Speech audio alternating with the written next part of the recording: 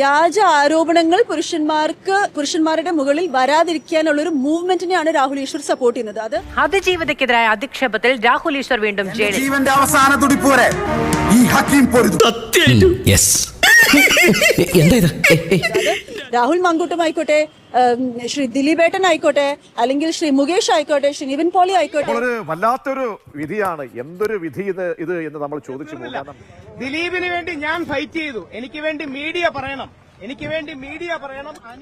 പാപം രാഹുൽജി, ആണുങ്ങൾക്ക് വേണ്ടി പോരാടിയവൻ ഇപ്പോ ഒരുത്തൻ തിരിഞ്ഞു നോക്കാനില്ല. വല്ലാത്തൊരു അവസ്ഥ തന്നെ. കുറച്ചു ദിവസം കൂടി ജയിലിൽ തന്നെ കിടക്കേണ്ടി വരും. ഇപ്പോ ഏട്ടന് വേണ്ടി സംസാരിക്കാൻ ഭാര്യയായ ദീപ തന്നെയുള്ളൂ. അല്ല, പരാതിക്കാരിക്കെതിരെ അല്ല, പുരുഷന്മാർക്കൊപ്പം എന്ന് പറയുന്നതായിരിക്കും ശരി കാര്യം. മറ്റുള്ളവർക്ക് വേണ്ടി സംസാരിച്ച ഏട്ടന് ഒരാവശ്യം വന്നപ്പോൾ ആരുമില്ല. എന്തൊരു ക്രൂരമാണ് ഈ ലോകം.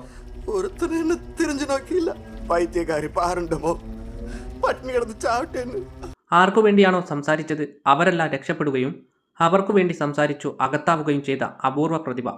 എല്ലാം ഏട്ടൻ തന്നെ വരുത്തി വെച്ചതാണ്. എന്നാൽ നടിയെ ആക്രമിച്ച കേസിൽ നടൻ ദിലീപിനെ വെറുതെ വിട്ടതിൽ സന്തോഷമുണ്ടെന്ന് രാഹുൽ ഈശ്വർ. രാഹുൽ മാങ്കൂട്ടത്തിനെ പിന്തുണച്ചതിൽ കുറ്റബോധമില്ല. കിഡ്നിക്ക് തകരാർ വരുമെന്ന് ഡോക്ടർ പറഞ്ഞതിനാലാണ് താൻ ജയിലിലെ നിരാഹാരം അവസാനിപ്പിച്ചത്. കൂടാതെ 11 കിലോ കുറഞ്ഞെന്നാണ് മാധ്യമപ്രവർത്തകരോട് പറയുന്നുണ്ട്. എനിക്ക് വിശക്കണോ, എനിക്ക് കുറച്ച് ഭക്ഷണം വാങ്ങിച്ചു തരുമോ?